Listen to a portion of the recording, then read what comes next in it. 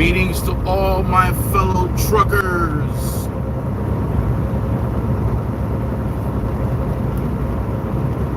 I hope the audio is okay. I don't know if this thing is working or not. I'm gonna speak loud. If somebody comes in, I'd be curious to know, and if you could let me know, that would be great, whether or not the audio is good enough. Matter of fact, make sure that this fan is off so it doesn't interfere. The industry has been rough lately. I don't see any YouTubers out there making up stories about how well they're doing right now. With the fuel costs up and the payout for loads,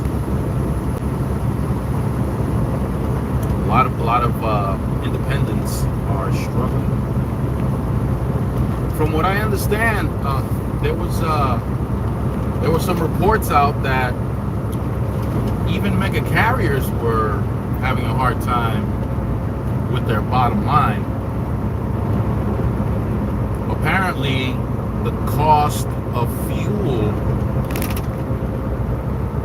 went up, I think it was 53% for them, and the cost of insurance went up 114%. That was the latest stat. So I'm thinking about the company drivers. The company drivers may have an advantage right now. They may have an advantage, although whatever they're making now, and I've heard a variety of stories,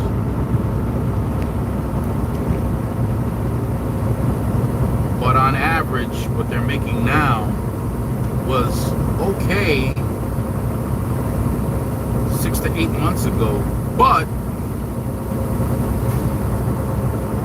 lately, rents, if they're renting, have been going up substantially, cutting into the extra money that they have to save, if they save at all.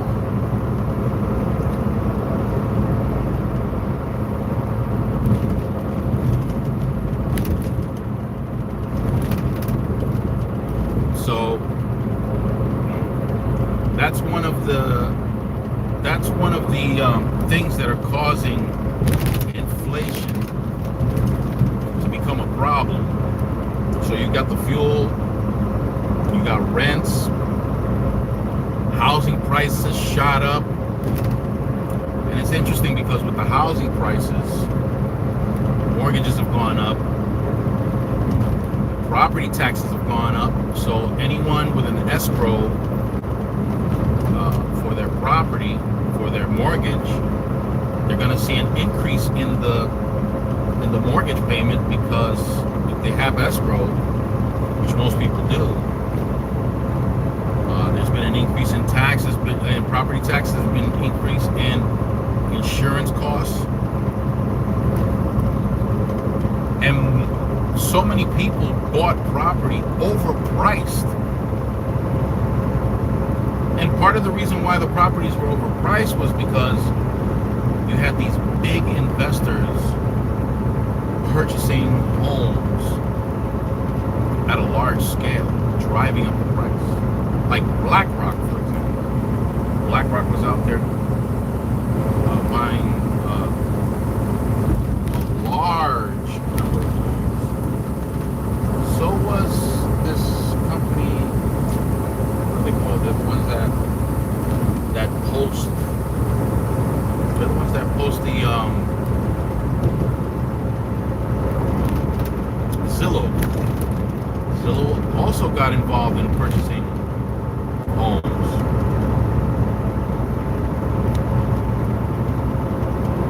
driving up the price, making it very difficult for the average person to be able to purchase a home.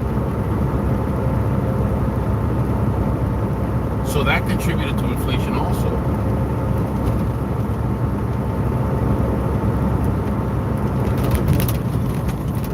Now, this inflation is hurting the average person, but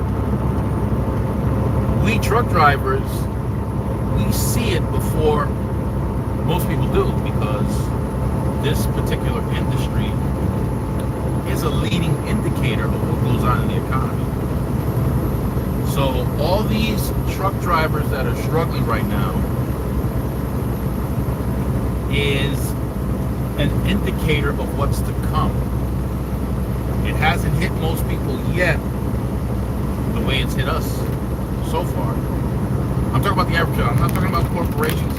There are corporations that have reported terrible earnings for this quarter. Terrible.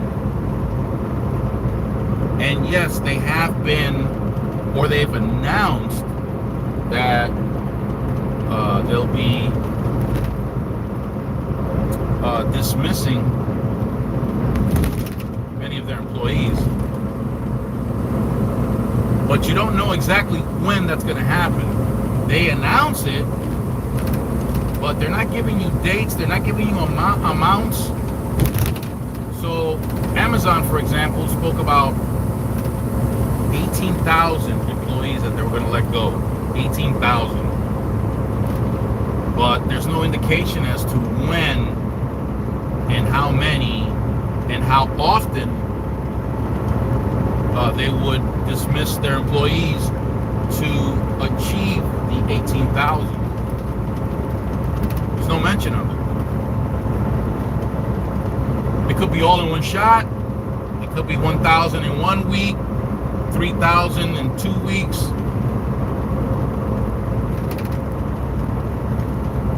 And this is going to go on. And if you've noticed, if you've been paying attention, a lot of this stuff is going on with tech companies.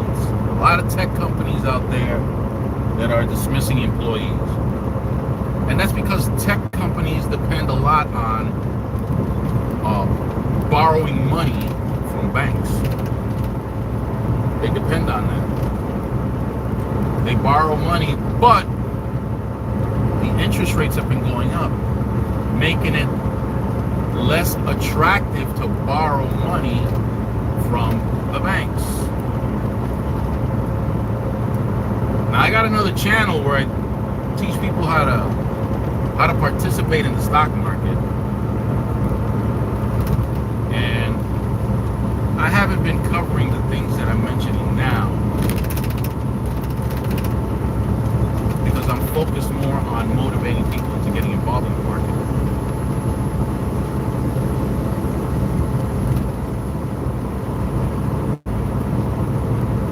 And if anybody wants the link to that, you have to reach out to me, because I'm not putting it out there like that.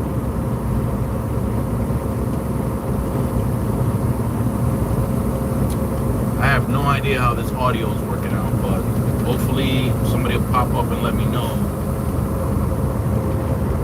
So I'm gonna talk as loud as I think necessary so that you can hear me. Hopefully you can hear me. But definitely these tech companies are scaling back on their workforce, and a big part of the reason is the fact that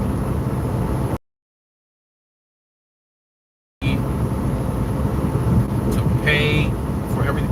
A lot of these tech companies, I'm going to say it. A lot of these tech companies, they don't generate a profit for years. You can check Amazon to see just how many years Amazon has been growing as a company without reporting a profit. So you have a lot of tech companies that do that. They use money to grow and continue to grow, and they don't report a profit. Part of their growth has to do with the money that they borrow.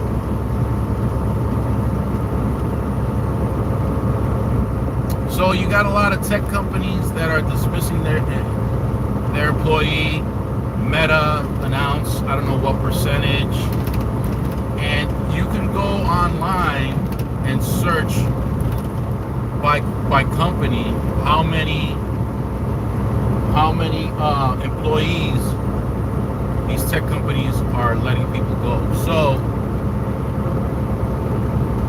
this is part of how the Fed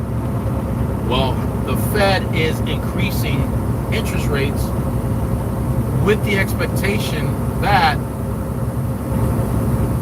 corporations will start to scale back their workforce, increasing the unemployment rate in order to bring down demand so that they can address inflation. That's how they're tackling it.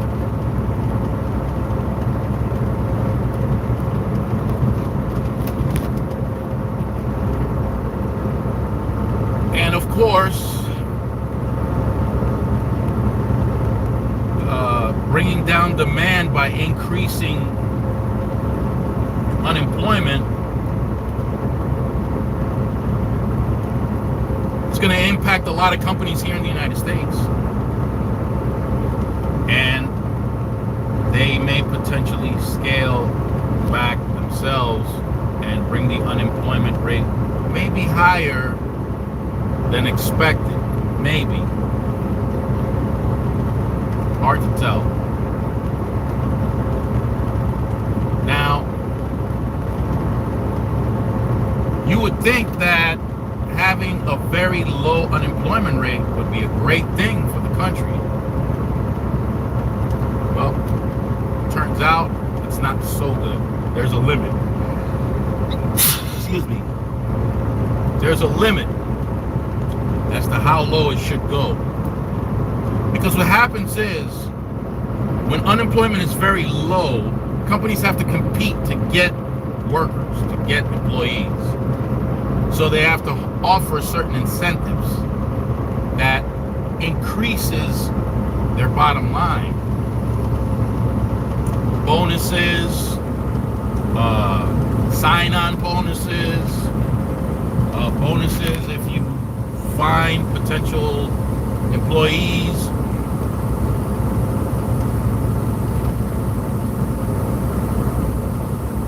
So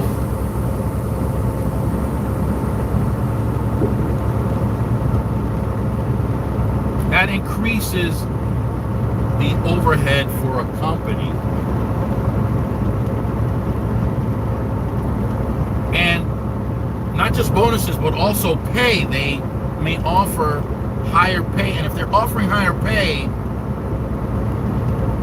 well, if they're offering higher pay, that means that people are going to have more money to spend with, once again, either keeping demand high or driving it up even further.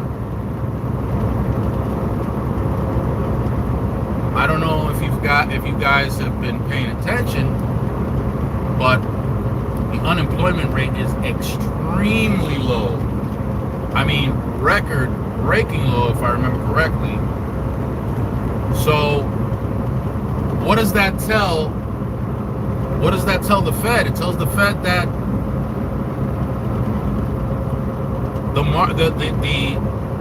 the economy is doing very well. And if the economy is doing very well, demand is probably still high. And if demand is still high, well, guess what? We're going to have to bring the demand down. And how are they bringing down the demand? Increasing the interest rates. So you can expect the interest rate to continue to go up. My opinion. The Fed is going to meet, I think, March, this coming month. And they may announce an increase. They may announce an increase of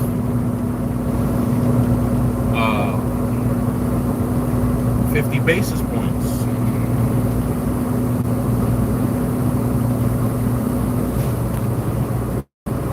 They may. Now, it's kind of crazy because some things have been going down. The demand has been decreasing in certain things.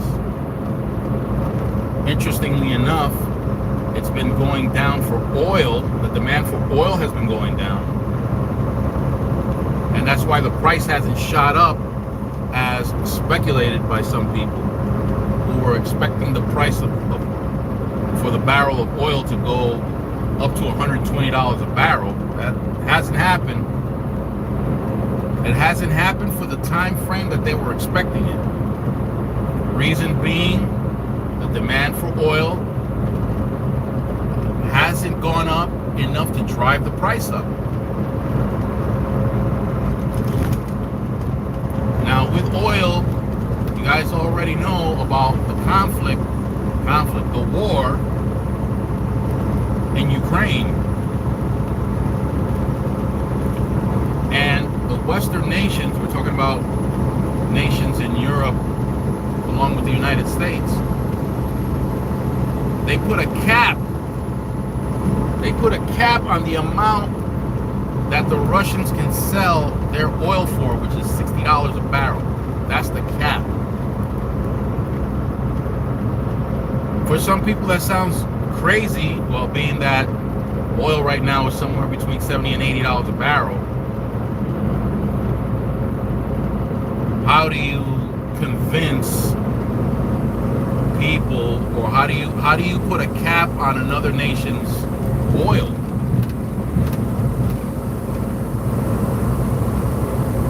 Well, first of all, think about it this way. If you wanted to buy something, let's say, I don't know, pick something,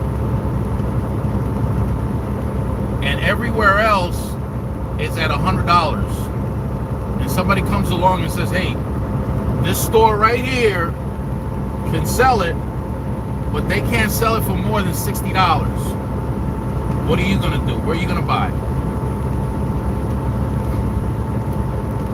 You're going to want to buy it from the spot that has it for $60. But it gets a little more complicated than that. Now how do these Western countries manage to enforce something like that? Well, through insurance and the number of ships that are available. You see, Russia had a huge advantage of being able to pipe oil into Europe. Huge advantage. Very cheap method of transporting oil and gas right through the pipes. Well, 2 of those pipelines have been destroyed. There's still big question marks as to who destroyed them, although there is a journalist that claims that the United States did. Hasn't been verified. But whatever the case is, those pipelines are gone. So now there won't be any oil being transported into Europe through pipelines. Other countries, and not only that, the Western countries, European nations, United States, they put a total ban on the purchase of oil, which happened this month, February 5th, if I'm not mistaken. So prior to that, there was still Russian oil being bought by European nations. But as of February the 5th, no more. No more.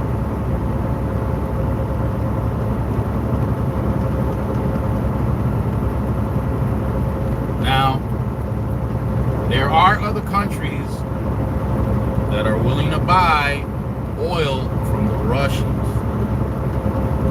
Here's the problem for Russia. It has become extremely expensive for them to do that, because now they have to purchase vessels that can carry that oil to these nations. Now they have to take it by ship, which is much more expensive. And now for their natural gas, they have to liquefy their natural gas in order to get it on a ship to send it off to these nations that are willing to buy it. But now, are these nations willing to buy for more than $60 a barrel? Why would you? Why would you pay more? Not only that, the United States government is threatening sanctions for anybody who purchase Russian oil for more than $60 a barrel. All right, so what's the big deal? You buy more ships. Well, hold on now. The ports around the world will not accept your oil unless it's insured. Because cleaning up that stuff, if there's an accident, is a nightmare and very expensive. 90% of the insurance comes from the Western nations. 90%. And they're not insuring Russian ships. So they're left with that 10%.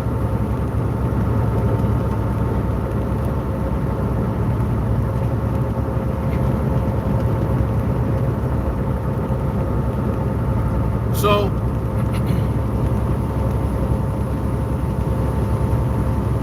now Russia scaled back on their oil production. Just like the Saudis cut back, just like OPEC, the OPEC nations, OPEC plus nations scaled back. Initially it drove prices up. It went as high up as 130 something, I think it was, per barrel. Well, guess what? It ain't at 130 no more. And the ones that thought it was going to go up to 120, it ain't even close. Demand for oil went down. Demand for oil went down. Now, reports are it's been unseasonably warm for this winter. So the need for oil for heating purposes isn't quite there to drive the price up.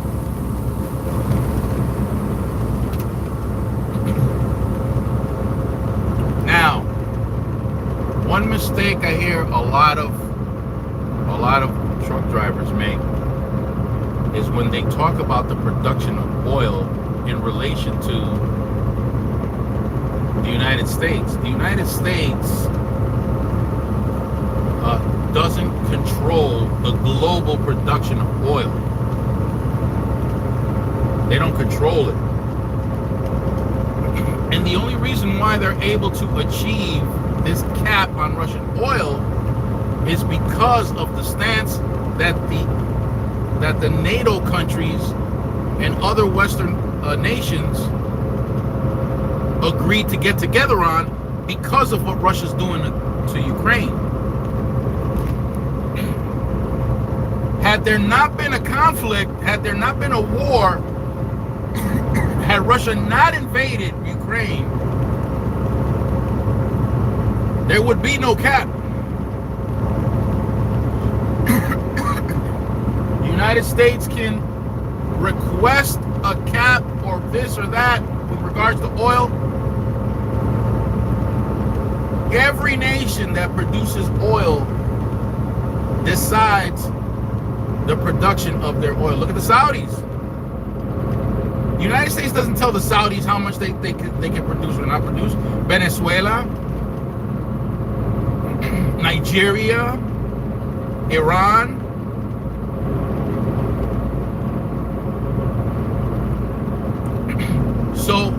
So to think that the United States controls the pricing of oil, you're mistaken.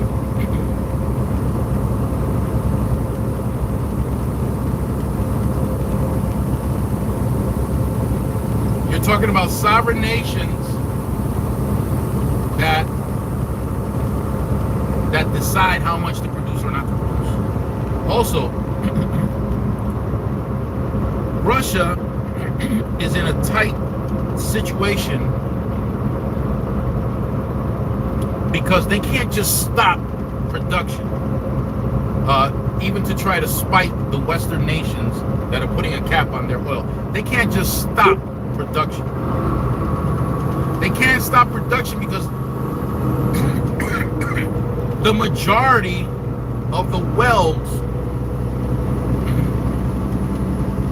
are in areas of Russia that have frigid temperatures, super cold temperatures.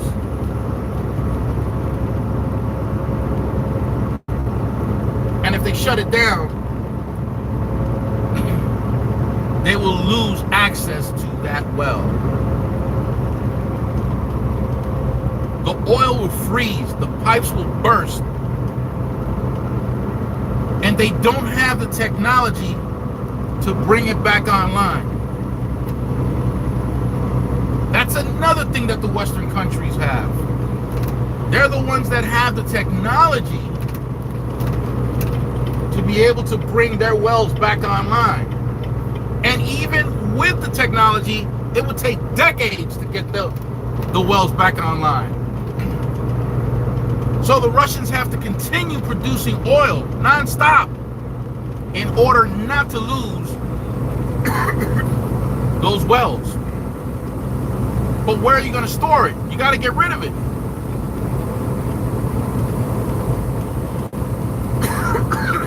Even the space to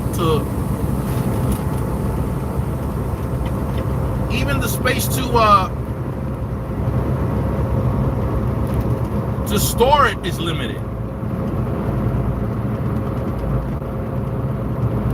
So they're in a tight situation.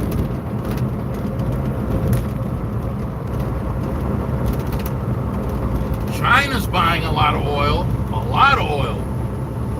India's buying a lot of oil. But now there's a complication with that too.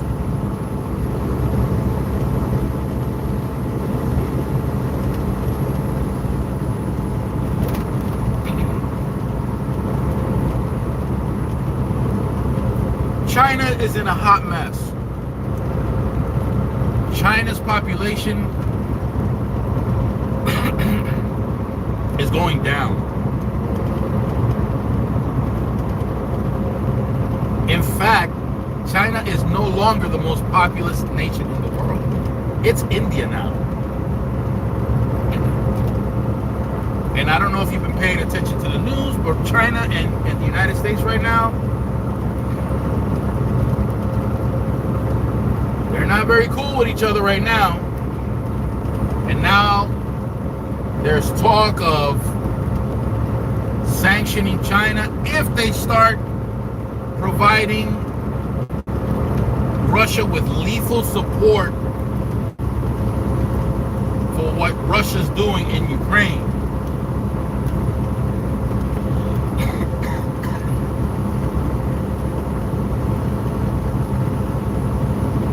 There's a lot of stuff going on. Taiwan, as far as China's concerned, Taiwan belongs to them. But the United States has Taiwan's back. And the United States government is saying, no go. Taiwan produces 90% of the high-end computer chips that are manufactured in the globe.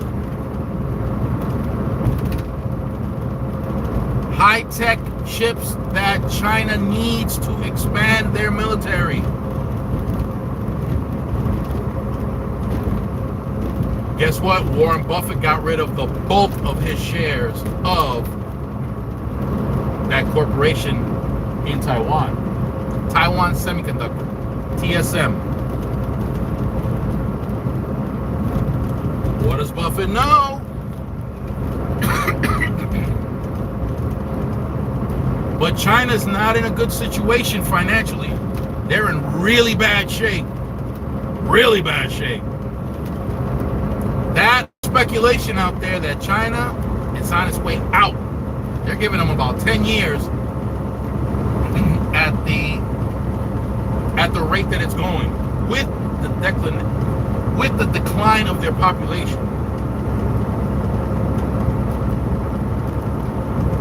There's some people speculating that 10 years and they're, I don't know.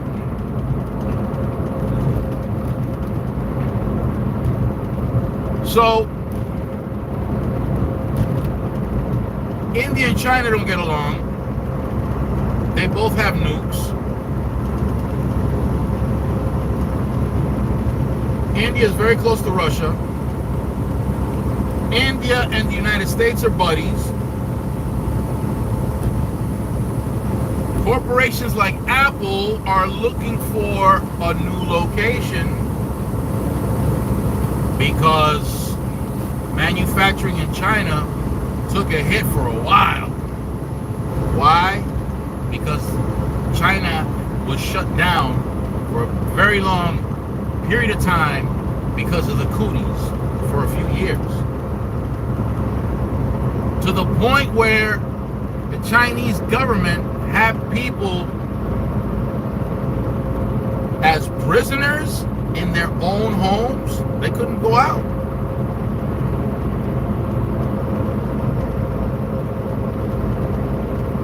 Disrupted the global supply chain. And now here's the kicker. They didn't develop the herd immunity that everyone else developed because they were so strict on keeping people away from each other that they didn't develop the herd immunity. And so when they did decide to open up shop, people started getting sick in large numbers. And you already know that large sums of people were kicking the bucket. Some people were excited because China opened up. It didn't matter. It didn't matter. Goods being shipped out of China are still too low. Well, got a lot of corporations that decided to go to other countries to negotiate opening up shop in other locations. Now, geography does play a part because in these countries they have to develop the infrastructure to be able to handle the whole shipping process, because these shipping vessels are huge and they need areas that are deep enough for them to go in to be able to receive the containers necessary to transport the goods throughout the world by ship. So to make the process of loading these ships efficient, you need areas that are deep enough, close enough to the ports. So some countries might have to start dredging some of their coastline. So that's going to come at a cost, and that's going to be part of the negotiation process. Part of the bottom line for those companies that want to move their operations out of China and into a new location. Again, it will be an increase in the price of goods, because all these things that wind up costing companies more, that gets transferred on down to the consumer. It gets passed on to the consumer.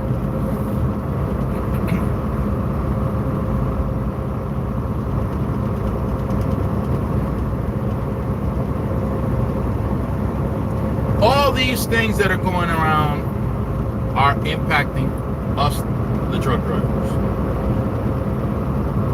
Because when the cooties first came out, we had the shutdowns. The shutdowns created an environment where the circulation of money was going to slow down dramatically. The velocity of money was going to slow down dramatically, which is not good for our economy, because 70% of our economy is made up of consumption. And if you got people that are not going to work, not getting a paycheck because they're not going to work, they were not going to buy enough goods to keep the velocity of money at a rate that could sustain our economy. Hence the stimulus. But the first few rounds of the stimulus didn't get into the hands of the average person. They got into the hands of the corporations. Now, why would you do that? Well, for one thing, it served a very important political purpose, which was to keep people on the books,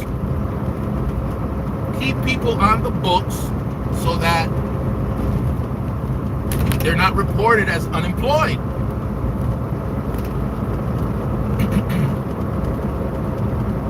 Elections weren't too far away. You want to keep people on the books and classified as employed, so the corporations had money from the government to keep sending paychecks to people that weren't showing up to work.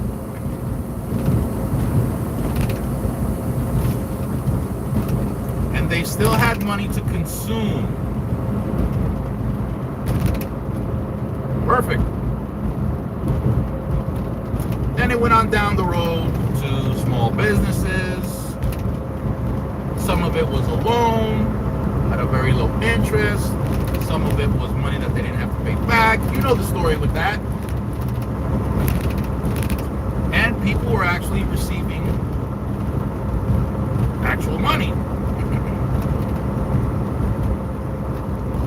All for the sake of maintaining the velocity of money circulating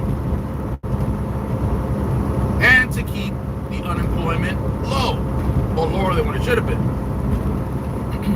In the case of corporations receiving money. Wonderful. That bumped our national debt up substantially.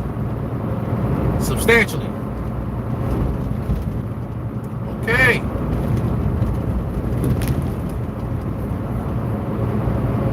Oh, and here's something, right? For all you cryptocurrency fiends,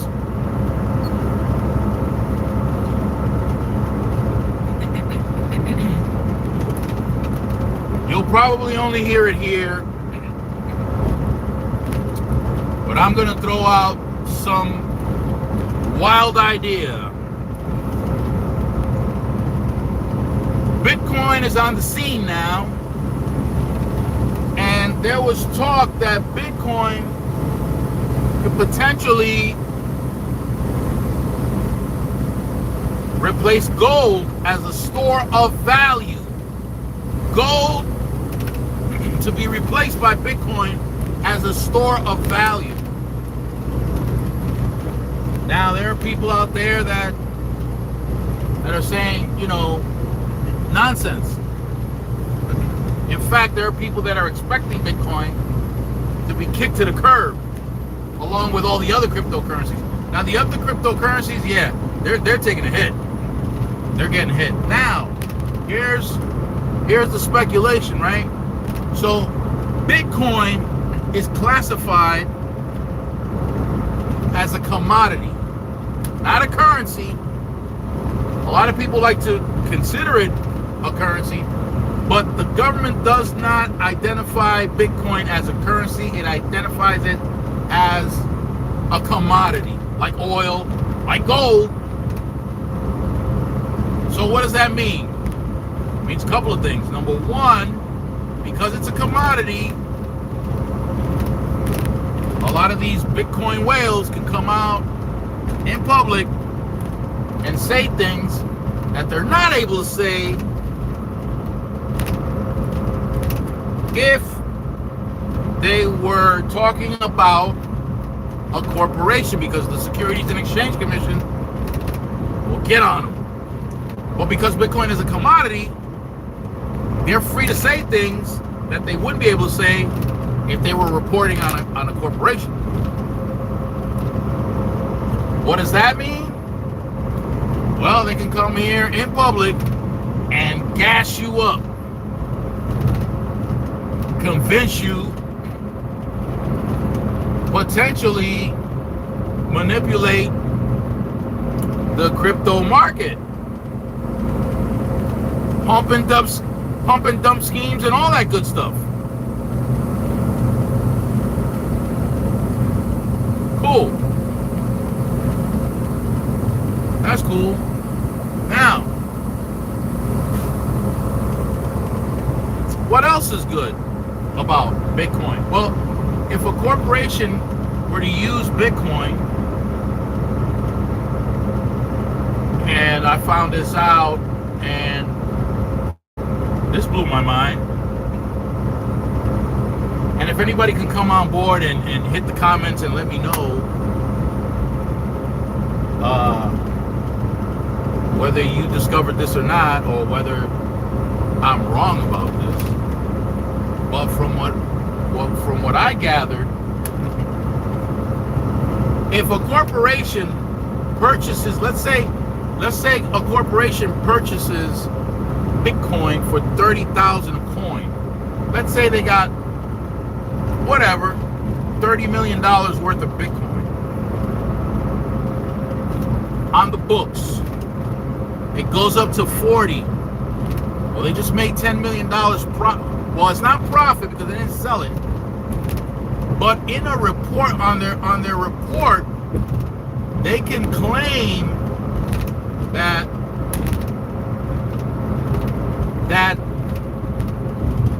the corporation is profiting X amount plus the 10 million increase that Bitcoin made. They can claim that on their report to give the investor the impression that things are better. Now, that doesn't mean that they sold more product. They could have sold the same amount of product. The 10 million is not from the product that they sold. It's not from an increase in the price of the product. But you can give the investor the impression that things are better, $10 million better, because that's the value that the Bitcoin went up. And they don't have to pay taxes on it. Because they can report it as an increase in value, but not as a profit. Now, if the value of Bitcoin were to go down 10 million for that company, they don't have to report it to their investors as a decline for the company. And they can report it to the IRS as a loss. Whoa, wait a minute. What?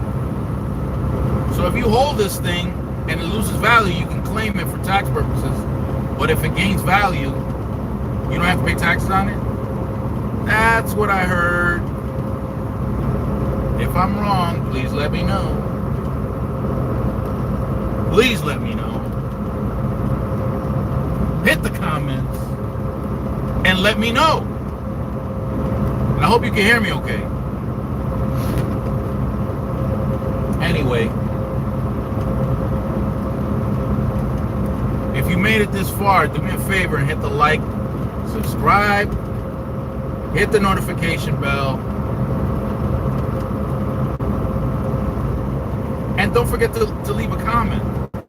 Now, I'm waiting to see how things unravel, how quickly it unravels, to see what happens to our industry, the trucking industry.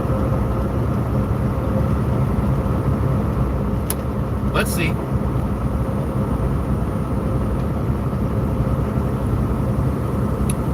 I can't foresee an improvement until maybe next year. So we're going to be struggling, I think, for another year. Anyway, thanks for hopping in. Oh, wait a minute. Did I make the point about the Bitcoin and the gold? Anyway, I didn't. Before I go, let me explain. So, imagine, so now I just explained what the potential value of owning Bitcoin could be for a corporation now. Store of value, right? Imagine, because Russia had been stacking up on gold prior to invading Ukraine. China has been stacking up on gold. The Saudis have been stacking up on gold. Why am I mentioning the Saudis? Because the Saudis are breaking their agreement, or trying to break their agreement with the United States, which was made back in 1973 with the Nixon administration, to sell oil for only in dollars. And now they're teaming up with China and Russia, and they've announced that they're willing to accept any currency for their oil. So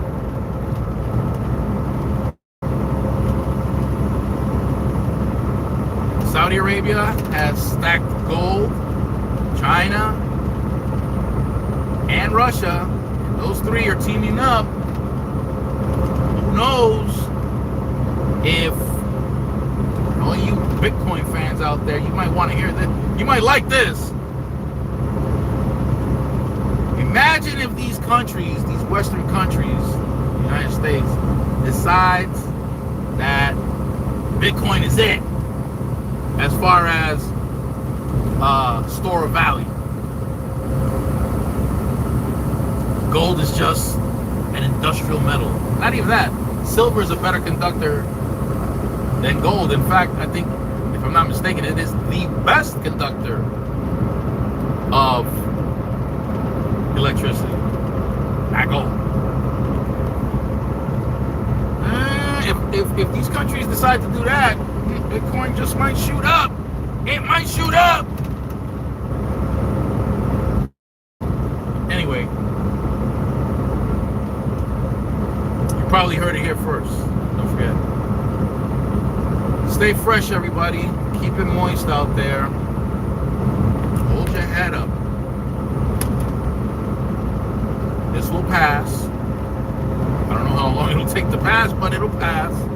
And make whatever move you need to feed your family, and then when things improve and you feel like popping back in, if you left, come back in. Thanks, everybody. Bye.